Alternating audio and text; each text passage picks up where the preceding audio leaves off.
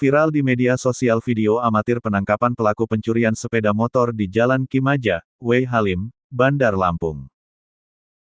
Dari rekaman peristiwa yang terjadi pada Kamis, tanggal 17 Juni tahun 2021, petang tersebut, pelaku yang belum diketahui identitasnya diamankan warga lantaran kedapatan hendak mencuri sebuah motor. Selanjutnya pelaku digiring aparat kepolisian bersenjata lengkap. Sementara banyak warga yang mengerubungi pelaku.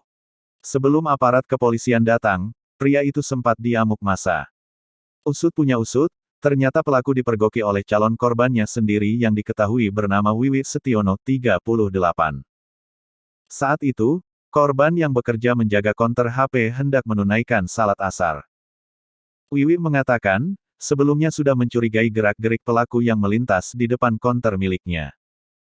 Karena hendak salat, Wiwi menutup konternya dan masuk ke dalam rumah untuk mengambil air wudhu. Tiba-tiba motor saya hidup. Keluar rumah lalu saya teriakin maling, kata Wiwi.